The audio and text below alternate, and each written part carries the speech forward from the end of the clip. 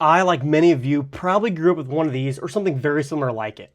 The classic Swiss Army knife has been around for generations and has often been the first real knife we ever really carry and use. Yet with a company as established as Victorinox, it often feels like they could be stuck in the past and kind of afraid to innovate. Looking at their competitors like full-size multi-tools brands like Gerber's or Leatherman, they often come out with new models with new features and opening mechanisms, really trying to bring these older models into the modern age. Victorinox absolutely releases new models, don't get me wrong, but these new models are really few and far between, and they really lack any true new innovation. Instead, they just add the same old tools and maybe a different handle or a slightly different combination of the same tools in a different configuration. It's been a really long time since they did something really outside the box. Until now. Because a few months ago, Victorinox surprised everyone with their new Synergy line. Featuring only two models at the moment, at least at the time of this recording. There's the Synergy ALOX and then this model here, which is the Synergy ALOX X. Featuring brand new styling and even a locking main blade, this is supposed to be Victorinox's first step in bringing one of their tools into the modern world. So does this manage to actually pull it off? And I'm here to tell you today it absolutely does not. In fact, this is one of the most disappointing knives I've purchased in a very long time, and I'm going to tell you why. Right off the bat, Victorinox kind of wanted to bring a small refresher to their lineup and release this model trying to bring their tools into the modern age. And first off, this includes updated styling. Gone are the stereotypical red plastic handles. Instead, we get this brushed aluminum scales with some textured sections here at the bottom and several cutouts that should bring down the weight a little bit. For me personally, I'm a little bit torn on this new look here. For one, you can't really go wrong with the classic timeless look of a simple Swiss Army knife from Victorinox, but I totally understand the appeal of the update and try to make something new and more modern. Yet I feel like this falls just a little bit flat for me. The textured section is definitely nice for grip since this brushed aluminum is very slick, but I'm not sure that I love it's just a little box on the side. Then these cutouts are also kind of strange. It's nice to save a little bit of weight, but for some reason, it just looks a little bit cheap to me. It's just strange being able to look in here and see the tools while they're still in the handle. I'm sure many of you out there that might like this new look, and don't get me wrong, I don't hate it or anything. I just feel like it's a little bit bland and soft and feel like they kind of missed potential here. But staying on the topics of looks, you probably saw something on the handle, and yes, we'll talk about it. This now comes with an attached pocket clip. I know it's pretty crazy. Gone are the days you have to glue on an aftermarket clip or add a small suspension clip to the keyring and have it dangle in your pocket. We finally have a really dedicated, official built-in pocket clip. And best of all, it actually works fairly well. It's pretty narrow and skinny, and fortunately deep carry, so this is just a sliver of the knife will be sticking out of your pocket. I will say this doesn't feel like the most robust clip in the world, so it'll be a little bit gentle sticking and pulling this out of the pocket, but it does the trick. I could do without the Victorinox branding on the clip, but I can overlook that.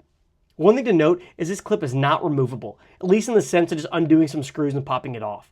This is instead pinned into the handle like the handle covers, so you can take it off if desired, but it'd be a lot harder than just undoing a few screws, and they'll also leave this large hole open. So what kind of tools does this guy have hiding in here? We have all the classics like scissors, a box opener, two screwdrivers, a nail file, a nail cleaner, a bottle opener, wire stripper, and of course a small and large blade. But on this large blade, you might actually notice something interesting. This blade actually locks. Yeah, you heard that right. A Swiss Army knife with a locking blade.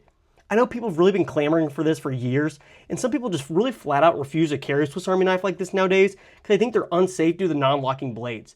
Well, this might be the answer to their prayers because this locks up like a standard liner lock knife and even has this little tab for you to disengage the blade. On paper, this seems like a really big upgrade, right? I mean, a locking blade is definitely an improvement and a huge upgrade. Well, not so fast, because unfortunately, this locking mechanism has a couple pain points that once I realized them, left me completely shocked. So can I tell you what it is? I'll actually give you a close-up real quick to give you a chance to guess it. I'll give you some time. Now all say it with me. Ready? 1, 2, 3. The blade locks up on the wrong side. Yeah, that's right. Normally on a liner lock, you would take your right thumb and press to the left to disengage the lock. And I'll show you that using this Kaiser PPY as an example. Here you can see how the blade is held up by the liner lock here. And to disengage it, you press to the left. Now this is not a rare occurrence as every liner lock I've ever had works this way. So I kind of expect this Victorinox to work the same way. But not quite. Because on this Victorinox, if you press to the left like normal, nothing. The liner is already up against the scale so you can't push any further. Instead, you actually have to push this to the right to get it to disengage. Now before you get upset at me and say this isn't a big deal and lefties can finally have a win for once, Just hold on to that thought for a second. First off, you're unable to close this left-handed or right-handed. It's just too much tension. So it's true for both left and right hand. You actually have to use both hands. This is not one-handed to open or close it. It's just not built to be open one-handed or closed, which I feel is just a really big miss here. I love seeing the locking blade, but not having it be opened or closed one-handed still has this more modern Swiss Army knife feeling stuck in the past. But now I want to talk about the danger of actually closing the blade. So I mentioned you need both hands to actually open and close it. And that's fine because all little Swiss Army knives are like this. But this is concerning because even though this has a lock to theoretically make it safer, this in turn is actually much more dangerous, and I'll show you. So let's say we open the blade to cut something and now I need to shut it. I'm a righty, so I'm holding it with my right hand. And now I have to hold the blade with my left hand and push in the lock here to the right to disengage it. But now here's the hairy part. After pushing in this lock, as I start to push in the blade with the left hand, there's a lot of tension here keeping it open. So when I go to push the blade in, it really wants to snap shut and locks. So what's in the path of this blade? Did you see what was there? It's my hand. Yeah, so you're going to end up with a pretty nasty cut if you have a little misstep or a moment of hesitation. You're going to end up with a pretty nasty little cut there. I think the locking blade is so cool in theory, but in execution, just left a lot to be desired. I really think they need to go back to the drawing board with this one. I think it's a really nice step in the right direction, but I think it's one step forward and just two steps back. So how much do you think Victorinox is charging for this new modernized design in which they hail as the new generation multitasker? They seem rather proud of this tool, as this currently has a retail price of $96 at the time of this recording.